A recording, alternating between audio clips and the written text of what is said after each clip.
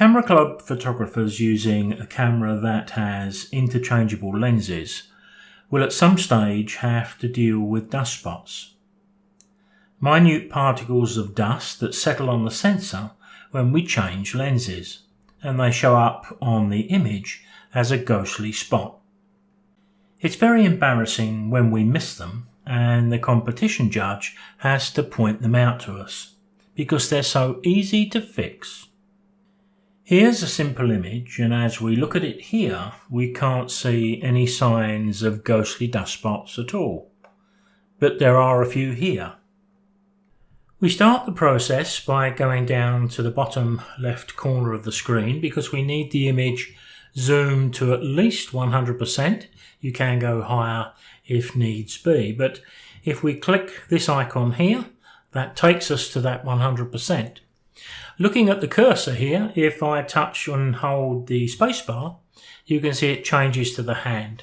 And I can click and drag because I want to locate the top left corner of my image.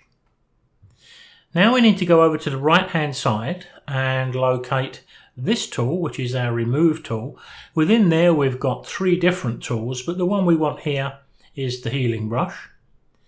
The size of the brush, I'll change the size using the square bracket keys to the right of the letter P, up or down. The feather command I'll leave set to 0, that works for me all of the time. This is the option that we really are interested in because when I tick this, the image turns black and white. We do get a slider, but I've found that it works again best for me when it's up fairly high. So what we're looking at here is how this screen depicts dust marks, and it's going to show them to us like a ring donut. Once we see them, then it'll be obvious, but I can't see any evident here. So what I'm going to do is hold my spacebar, click and drag and scroll across the top part of the image. Now I'll be looking here to make sure I don't miss any, so I'm looking quite carefully, but there's nothing there. But there is one without a shadow of a doubt. That little ring is the donut shape we're looking for. But you'll also notice there's a little dot down here. That is definitely a dust mark. That isn't. Let's take a quick look.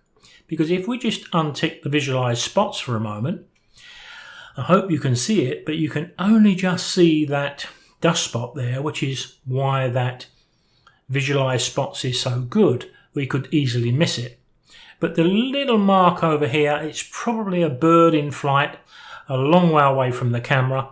Either way, we don't really want it there. So once we're back to the visualize spots, I can put my cursor over the offending mark, click, and it's done.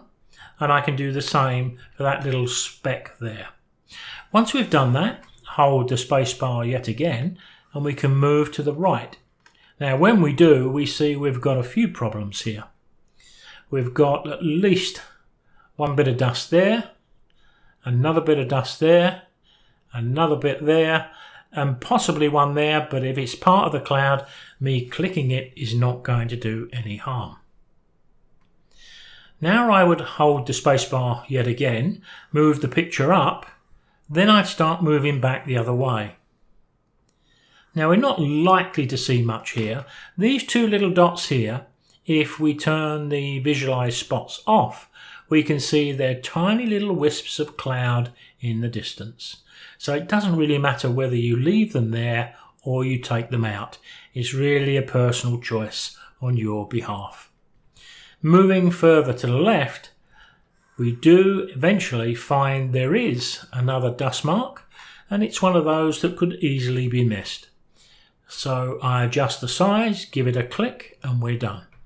The obvious is next. We would drop down and then go back the other way until we've quartered the entire image. Once we've done that, untick visualize spots. We can hit Ctrl-0, which is a nice shortcut to fit the image back on screen. And we've got the dust spots all dealt with a degree of confidence.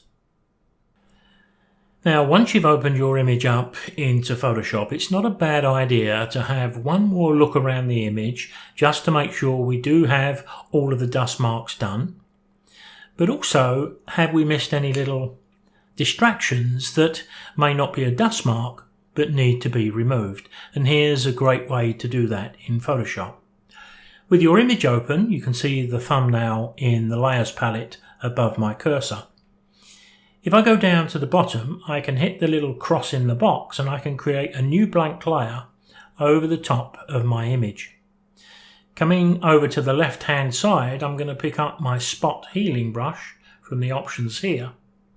And I'm going to make sure that from the options at the top of the screen, I have sample all layers ticked.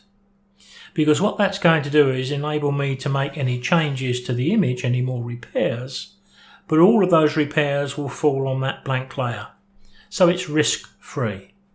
What we can also do, if we go and double click the zoom tool, we're back to that 100% magnification. Same shortcut as before, hold the spacebar, click and drag to find a place to start. Now we can do the same thing, hold the spacebar, we can click and drag, move all the way across the image. You will move a lot slower than I'm moving, so you can check to make sure that there's no dust marks left or any tiny distractions, because when I went through this a few moments ago, I did see one. There's a little speck, probably another bird in flight. But if I just reselect that spot healing brush and click, that's dealt with. Holding the spacebar, I can go across. I think you get the idea. Now, the way I've worked here with a new blank layer is quite good. Look, there's another one I've just spotted. Much better to spot these before the judge in a camera club competition actually points them out for us. And of course we can use this spot healing brush to do other things, because if we see some distractions here which are not adding to our picture, then perhaps we can deal with those in a similar way. All of these little touches are personal and creative, but they tend to actually make quite a difference to our image. And if you come back over to the right hand side and I turn off the image with a little eye, there you can see all the repairs we've done. They don't look very elegant when we see them like that, but they work pretty well when we see them like this. And of course, once we're happy, we could go to the top right and we could flatten this to finish. And most of the shortcuts that we use in Adobe Camera Raw are the same ones we use in Photoshop. So to fit the image back on screen, Control 0. Thanks for watching, and I'll see you next time.